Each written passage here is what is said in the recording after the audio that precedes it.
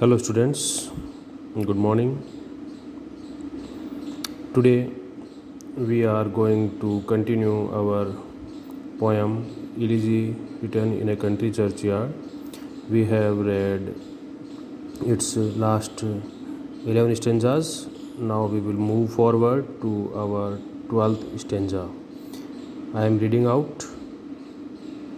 Perhaps in this neglected spot is laid some heart once pregnant with celestial fire.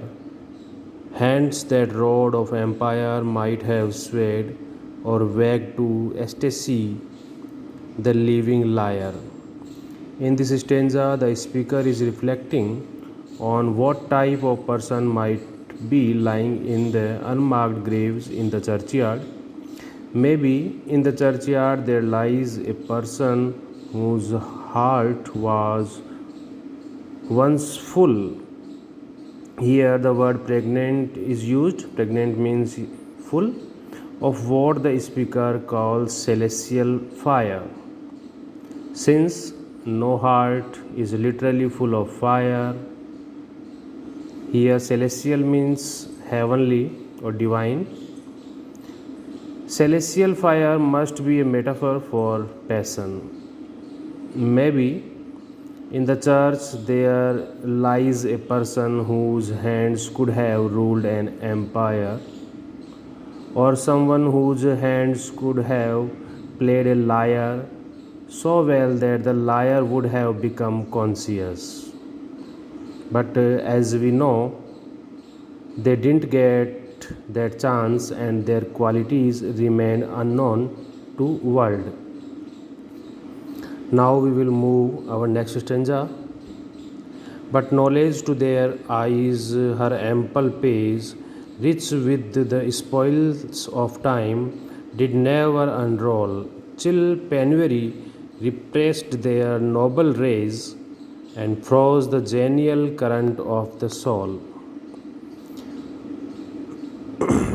In this stanza, the very starting line of this stanza, there is yet another personification. Knowledge is the subject of this sentence, but where is the verb? The sentence structure is little bit tricky. We can paraphrase these lines by saying thus that though knowledge is a big collection of pages, and as time goes on, those pages get filled with more and more information, but these poor guys in the graveyard never had access to all the knowledge that history had to offer. Those pages were never unrolled to their eyes. All it happened because of poverty that held back the noble parts of their characters as their passion, even their race. Now we will move to our stanza number 14th. Full many a gem of purest ray serene, the dark, unfathomed caves of ocean bear. Full many a flower is born to blush unseen and waste its sweetness on the desert air. This stanza is about unsung heroes, like the guys buried in the churchyard without monuments or trophies. There is a use of metaphor in this stanza. The word gem and flowers are used for people who do awesome stuff but doesn't get recognized. As the purest and rarest gems are laid down unseen in the depth of ocean, and the lots of flowers blush or withered unseen and waste their sweetness on the desert air. The same case is with the people who are buried in this churchyard. Now we will move to our next stanza. Stanza number 15th. In this stanza, the speaker muses that there might be dead people buried here that could have been famous revolutionaries or poets, but they died unknown and undiscovered. Maybe there was some village version of John Hampden who stood up to tyranny on the village green.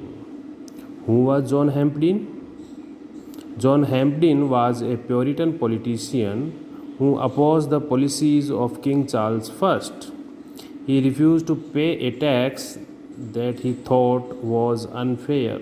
So Gray calls him dauntless, means fearless. Or maybe there was someone as brilliant as John Milton. You all know who he was, the great writer of Paradise Lost. But he died mute without being able to express his brilliance. Or maybe there was someone who would have wreaked as much havoc as Cromwell, but who did not get a chance. Another historical note here, we can see Oliver Cromwell was the leader of the anti-royalist during the English Civil War, helped bring about the excusation